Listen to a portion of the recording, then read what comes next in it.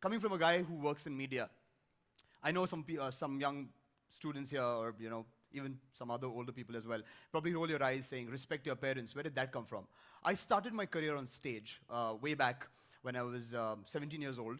When I was in school, I had a little experience of being bullied. When I was bullied, I was sort of a front bencher, doing really well, amazing grades, but I always wanted to be on stage. So I went up and did elocution, debate, got booed, bullied in school. That never deterred me. It just kind of pushed me forward. It egged me to do something more with myself. And I immediately I wanted to perform. I wanted to be on stage. I wanted to go out there and lose my inhibitions, shed my inhibitions. Why do I bring up respect your parents in this was, I'm just going to go flash forward a little bit. In my engineering, as I joined, I started doing theater. And I started doing professional theater. And I started really doing a lot of plays, and I used to come back really late from rehearsals. One particular night, I came back really late again, and it was probably post-midnight, and I saw two people sitting in the dark. And I don't know why they were sitting in the dark even today. I haven't asked them yet. They were sitting in the dark, and they were my parents. And they didn't turn the light on. It was really, really creepy. And I walked in, and they came up to me, and they said, my dad came up to me, and he said that, you've chosen a really, really tough field, which is media, films, plays. This is what you really love doing. It's really hard. How are you going to really, take away all the things that come in the way in terms of distractions and in terms of all the moral policing that happens about the media? Because I don't want my son to walk in one night inebriated or drunk into my house just because I've seen a lot of other young people do that. That, as an 18-year-old, stuck in my head. That's why my first slide is respect your parents, because that particular thing that they put in my head meant that if they give me the freedom to do what I want, which is talk, which is communicate, I have to have that same control over my soul when it comes to all the things that I have done in the media so far and I'm planning to do in future. Yes, so my journey on stage. That's me. It's a little wide shot, but that's me, I can promise you. This is again me in a first article, and I'm going to get into how I started theater. My first job, the moment I came out of school and I got into my engineering college, my first semester, I wanted to professionally do theater. So as I started, I went out there and I said, I want to work in the theater. I want to go out there and do a professional production. Someone put me in touch, and my first job was assistant backstage manager. So I had to sweep the floor before the other actors came in, get them chai, coffee, tea, coffee, and other things. And I just had to observe them. And what I understood with that was, while I was doing this, I realized that psychologically, mentally, we've jumped that slide, but it's okay, I'm not going to go back because I have only 14 minutes and 15 seconds. Psychologically, mentally, spiritually, I loved being on stage. And that, okay, it's gone really ahead. Some things are happening.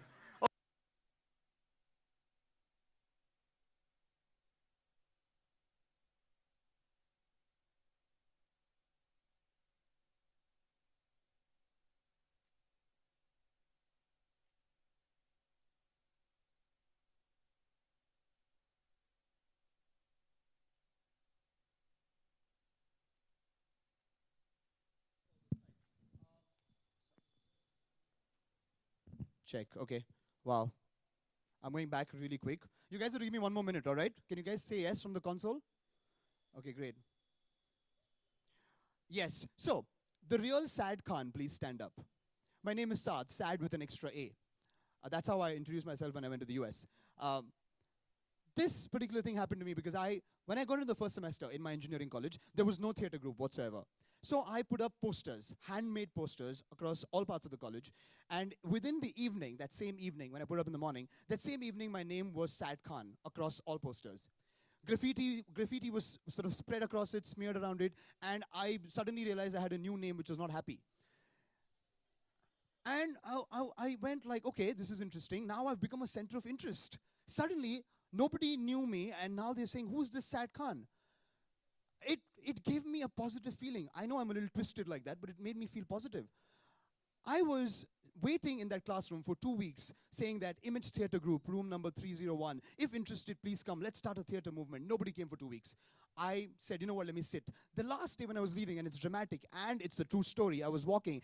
There were about 8, 9 people coming at the end of the corridor from that end, and my classroom was in the last place. As they walked in, I was like, please don't turn into that classroom, come to where I am. And those 8 people came up to me and they said, are you sad? I said, theater? They said, yeah. I said, I'm not sad anymore. And that was one of the things that inspired me to, this really is not working. Oh yeah, it is. So the moment okay, now it's working. So we started doing plays in college professionally. So we didn't stage plays inside campus. We started going out to auditoriums outside of campus. We started staging productions. These were amateur productions which I directed. I knew they were really pathetic. But I knew that at some level I was trying. I was trying to do something different. I was really, really passionate about it. And I started doing these plays. And again, it's gone forward. Don't look there, just focus on me. Let me be the center of interest, guys. As I started doing these plays, I realized everyone started talking about monetary gains. If you put in 20,000 rupees for this play, how much are we getting back? How much are the actors getting paid? That triggered something amazing in my head. That's when, in my first year itself, I started realizing that if I'm doing a production where people from outside, a public that I don't know is going to come and pay for something that I've done, it has to be monetized within our circle as well. And in those 4 years, we ended up producing, I ended up directing about 12 plays in 4 years while being an engineering student and finishing my engineering with first class distinction. That's also because of my first slide, respect your parents. Because every time I would come back, my parents would be like, studied. You finished your acting. Finished your theater. What happened to geography? Topo maps?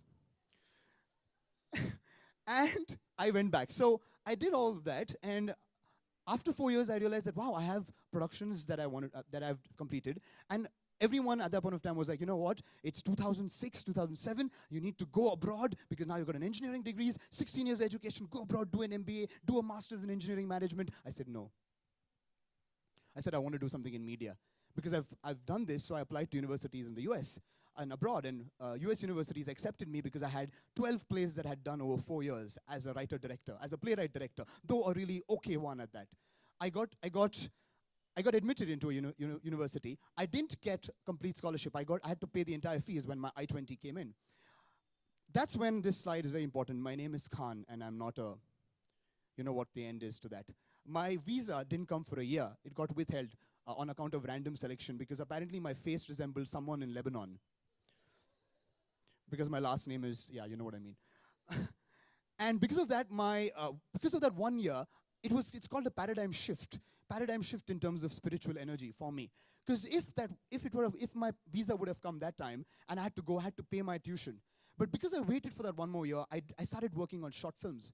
Because of which, the university that had given me the admission said that, you know what, this guy is moved on from plays to short films. He's communicating, he's doing acting workshops while he's in India. Let's talk to him. So they talked to me via Skype, they talked to me on chat, and after 1 year when my visa came, they gave me a complete full scholarship with a teaching assistantship to teach undergraduate students in the US. You can clap if you want.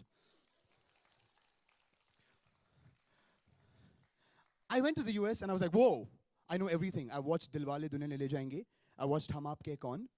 I watched amazing Bollywood films. Then I went to the US. Godfather, they asked me. I said, I don't have any godfather. I have a father, one mother. What is Godfather? Oh, it's a movie. Oh, I didn't know. So again, the new learning process started for me. I was amazed at the amount of knowledge and talent young people possessed in that country. I don't know why this is going forward. Okay, it's back. Is someone else remotely operating this? No. So I was in the US, and I was amidst amazing minds, and I started making short films while I was doing my master's in film and media. And it was a 2-year master's degree because I didn't want to get a diploma certificate. I wanted to do a degree. While I was doing that, in my second year, I got an opportunity to make this short film. And I don't know how I made this short film completely in an experimental level, because till now, all my plays were very commercial when I was in India. When I went there, I started trying something artistic, something interesting, something almost avant-garde, but not really. And luckily for me, my short film that I made from the US university got selected in the short film category at the Cannes Film Festival in 2008. Clap can help. See, if you don't want to clap, it's fine. I'm sorry, I won't push you guys. And that experience again opened my mind, because when I was in Cannes, I saw unbelievable films from Iran, from Venezuela, from Australia, from different countries, and all these guys made such amazing content.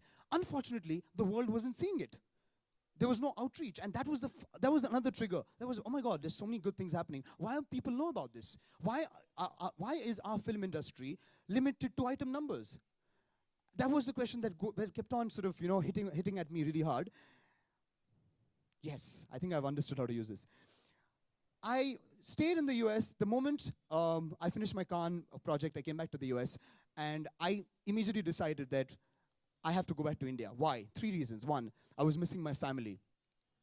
2, Indian homemade food. 3, recession. So I came back to India, and when I came back to India, the moment I came back, the other question that was asked of me is that you had talent, you'd made a short film there, why didn't you stay there? Okay, you had recession, you could have gone and done some stipend or assistantship or what have you. In my mind, these are the questions that I wanted to address in India. Where can talented people go? Talent, yes, of course there is. What about resources? Yeah, kind of, comme si, comme ça. What about outreach? No. And that is something that we are fighting even today. So I went to Bollywood. Because I came back to Bangalore, and everyone said, you have to go to Mumbai, Bombay. That picture is amazing, right? And it's, I have to cry. I went to Bollywood, and I went there to assist, because I knew I had to assist a filmmaker, because I wouldn't, even though my last name was Khan, I couldn't go and say that, you know what, I'm kind of related to Shah Rukh Khan, and also Salman Khan, and also a little bit of Saif Ali Khan. I couldn't do that. I had to go on my own accord, and I went there, and luckily for me, because of whatever little I had done in my life at that point of time, I got to work with an Oscar-nominated filmmaker, which is, who made the Indian film Lagan. I worked with him for a year in Bombay, actually a little over a year, and that's something that I learned from him, and this is going to be a quick story. I was standing behind him in the monitor when he was directing, and he was holding a cup of tea in his hand. I was standing right behind because I was his chief associate director. His tea was over, so I leaned forward to take the cup from him. He looked at me and said, what are you doing? Well, you're a creative person, what are you doing? It's my cup of tea, I'm going to put it wherever I can. And he got up, and he went and put it in a bin, and he came and sat.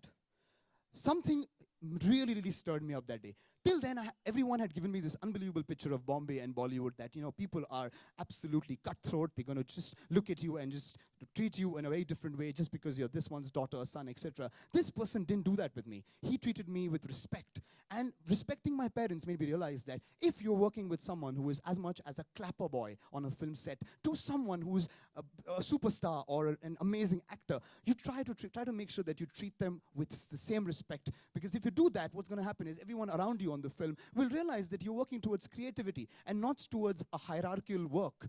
It's complete creativity, and that's what I learned from this particular experience. I finished working in Bombay, and I was confused. So I came back again to Bangalore. And I was with family, I spent time with him, and my parents again did the same conversation with me, except this time the lights were on, it was the living room, and they said, you've gone to the US, you've got the Cannes Film Festival film, you've gone to Bombay, you've assisted Oscar-nominated filmmaker, now you don't have any money. What are you going to do? And that's when the idea of trying to create paid media opportunities in our own very city, Bangalore, or in my own very city, Bangalore, came to the forefront.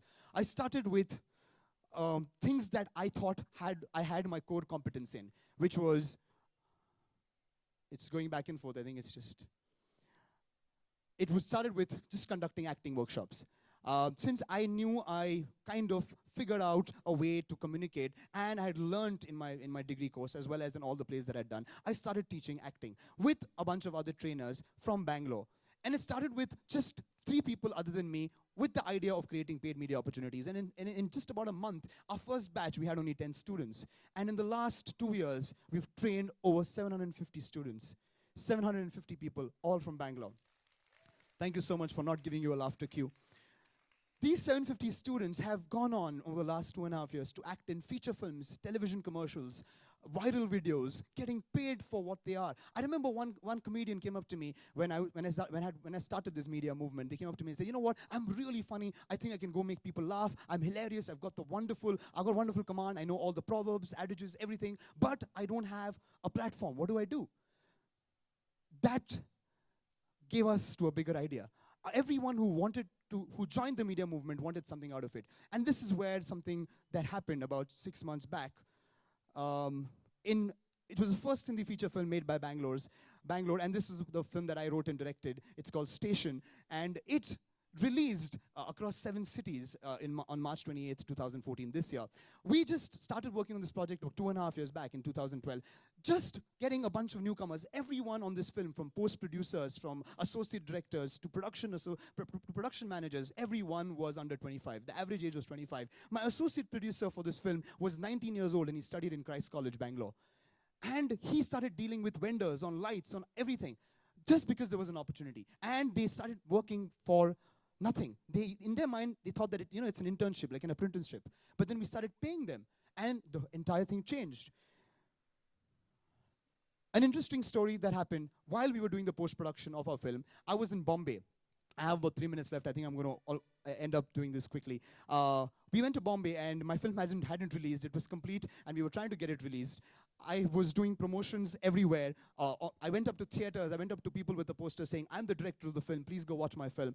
A cab driver in Bombay asked me 3 questions, which kind of made it very, very interesting. He said, Aapne film banai hai. He heard our conversation. So he said, you know what? I'm going to say it in English because not many people might understand Hindi. He was driving, and we were sitting at the back. He said, oh, you made a Hindi film. I said, yeah. Do you have an item number in the film? I said, no. Do you have stars in the film? I said, no. Do you have a song that can be made into an item number? I said, no. He said, why did you make the film? I had no answer. He's the guy who probably wears the vests that are lowly publicized in our country and goes and buys that because it's about 150, 200 rupees. Today, the young people or people that are watching cinema have the cinema in their palm. Very few people, unless the movie is really, really good, go to the movie theater. So I realized my only way would be to go out there and tell people, you know what, this is the film that we did, please go and watch. So I went up to these people. Now, when it came back to the other aspect of what we were trying to do with the media movement, there were a lot of talent that we saw, people that were spontaneously good with humor. That's when we came up with a comedy show, which I host and direct, called the Improv, as you can see, which is, if you guys are the audience and I'm the host, I take situations from you, and 6 actors on stage perform everything live and on the spot. We obviously don't do anything. We don't rehearse. We just perform because we're amazingly talented. No, that's not the case. We really rehearse. We really rehearse. We really work a lot. And you can see, every time we do a show, it's a new show. So it's a new experience for everyone. Okay, I have about 1 minute, 10 seconds. This is to every young person who wants to do something. Happiness of pursuit. Whatever I do, whether it's teaching, acting, whether it's making a film as a writer, director, whether it's hosting a comedy show, whether it's communicating to people, the one thing that I've realized is that we have forgotten how to be happy. And I also was a really, really unhappy person at one point because of all the struggles. When I say struggles, I mean the things that were told to me in school, that you can't do this, or you're not good, or you have a lot of pimples on your face, or you have very bad curly hair and you're not good enough. I didn't try to prove them wrong. I just wanted to be on stage, and I wanted to be in the media really bad. And that time, the happiness of pursuit began, which means we're all pursuing towards the pursuit, which is going towards the journey. We're just working towards that journey. And for me, it's important that the paid media opportunities that we've started from this very city actually gives the translation to a lot of other places across India. And if we can do that, today, there would be very few people who are talented and who are artistic will not have to worry about being in another industry because they couldn't get an opportunity. They can be in the very industry that thrives, which is media, which is from journalism to television, from film to plays. They can do that. And I think we've kind of, in a very small way, yet in a way that can be of help, have set up that platform. So, thank you.